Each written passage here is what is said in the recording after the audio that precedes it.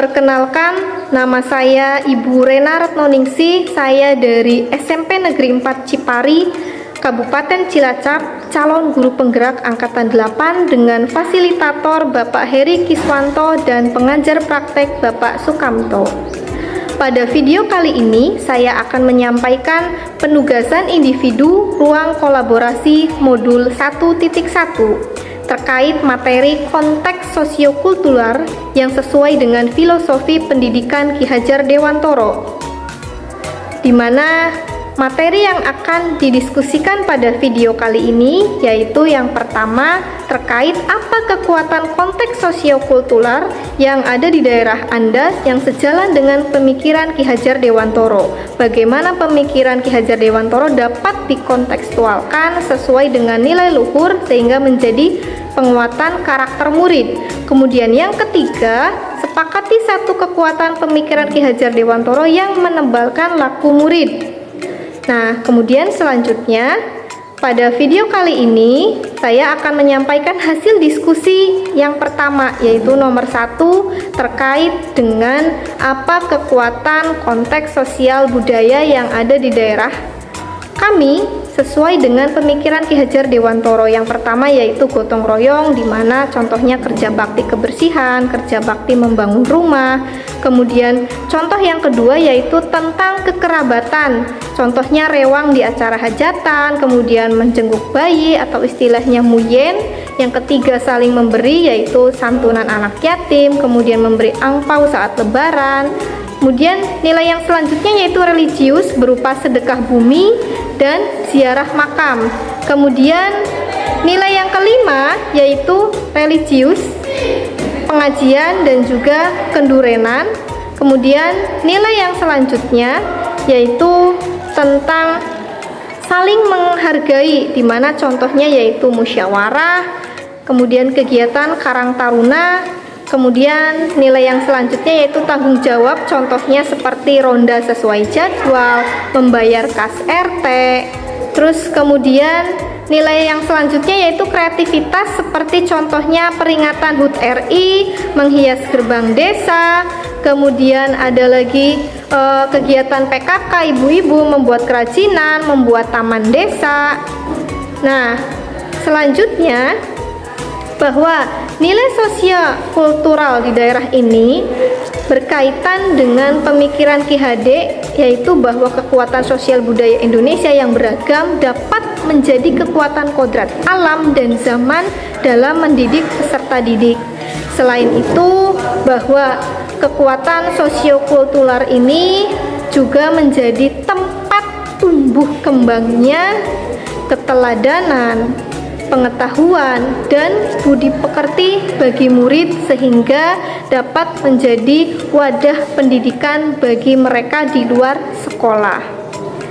Kemudian selanjutnya hasil diskusi untuk nomor 2 yaitu terkait tentang bagaimana mengkontekstualkan nilai sosial kultural di sekolah sesuai dengan pemikiran Ki Hajar Dewantoro, yaitu dengan cara mengimplementasikan kurikulum merdeka dengan tujuan mewujudkan profil pelajar Pancasila yang memiliki 6 dimensi, yaitu beriman, bertakwa kepada Tuhan Yang Maha Esa dan berakhlak mulia. Yang kedua, berkebinekaan global. Yang ketiga, bergotong royong. Yang keempat, bernalar kritis. Yang kelima, kreatif. Dan yang keenam, mandiri.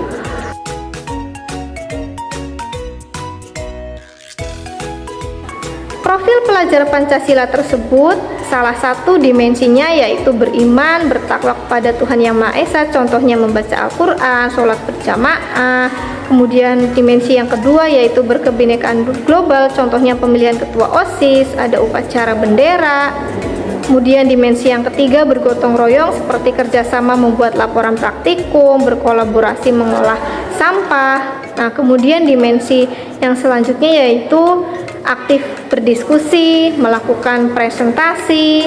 Terus kemudian dimensi yang selanjutnya itu kreatif, seperti mengolah sampah menjadi kompos, membuat kerajinan tangan.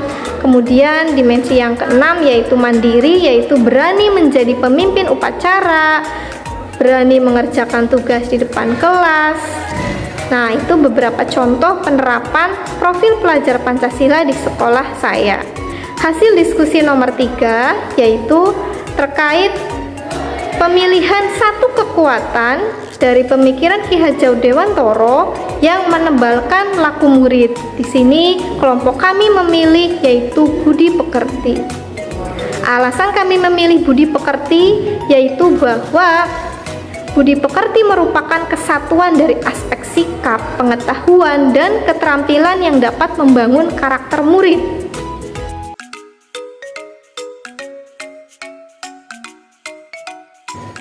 Selanjutnya yaitu contoh konkret penerapan pemikiran Ki Hajar Dewantoro di konteks kelas maupun sekolah. Seperti yang pertama yaitu menerapkan 7K yang terdiri dari kebersihan, keindahan, kenyamanan, ketertiban, kesehatan.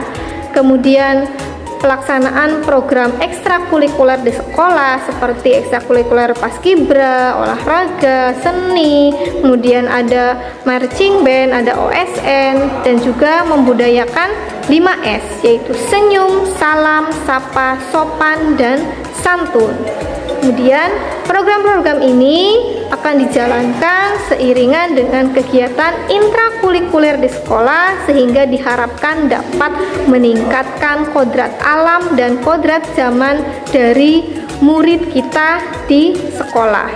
Selanjutnya, tantangan penerapan Ki Hajar Dewantoro yang sesuai dengan konteks kelas atau sekolah yaitu pengaruh adanya gadget pada anak, di mana sekarang siswa SMP sedang berada di usia remaja yang mana efeknya dapat memberikan dampak fisik pada anak.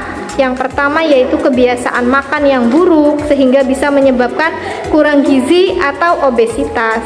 Kualitas tidur yang buruk sehingga menyebabkan anak di sekolah itu menjadi mengantuk, tidak konsentrasi sehingga bisa mengganggu prestasi akademik mereka. Kemudian juga ada gangguan pertumbuhan. Selain dampak fisik, juga ada dampak psikologis pada anak. Yang pertama yaitu depresi, kemudian kesendirian, di mana mereka enggan untuk bekerja sama dengan teman yang lain, kemudian rasa gelisah, tidak konsentrasi, kemudian agresif, ada kurang empati dan tidak peduli terhadap temannya. Selain itu juga bisa menyebabkan mereka itu tidak dapat mengendalikan dorongan untuk menggunakan internet atau teknologi. Nah, disinilah peran kita sebagai pendidik untuk menyelesaikan tantangan tersebut. Adanya solusi yang kita rancang sebagai seorang pendidik, yaitu dengan membekali murid dengan kemampuan abad 21, yaitu kemampuan 4C yang terdiri dari critical thinking, di mana di sini diharapkan anak itu dapat berpikir kritis. Kemudian yang kedua, kolaborasi, diharapkan agar anak itu mampu bekerja sama dengan orang lain. Yang ketiga, creativity, yaitu agar anak mampu menciptakan kreasi-kreasi berdasarkan ide mereka. Dan yang keempat yaitu communication, agar mereka mampu berkomunikasi dengan baik. Solusi yang kedua yaitu dengan menerapkan pembelajaran yang berhamba pada murid. Maksudnya di sini bahwa kita sebagai seorang pendidik harus menerapkan metode pembelajaran yang bervariatif, menggunakan media pembelajaran yang menarik, dan memanfaatkan sosial media sebagai sumber belajar, sehingga di sini kita dapat melaksanakan pembelajaran yang bisa meningkatkan minat dan bakat mereka dalam pembelajaran. Kemudian solusi yang selanjutnya yaitu kita harus menerapkan sistem AMONG dalam pembelajaran, di mana kita harus melayani murid dengan ikhlas, sepenuh hati, kemudian memberikan tuntunan kepada mereka dalam setiap kegiatan belajar mengajar, juga membuat kesepakatan bersama mereka untuk melakukan disiplin positif, sehingga di sini kita sebagai pendidik harus menuntun, harus memberikan arahan bagi mereka. Baik, terima kasih. Wassalamualaikum warahmatullahi wabarakatuh. Salam Guru Penggerak.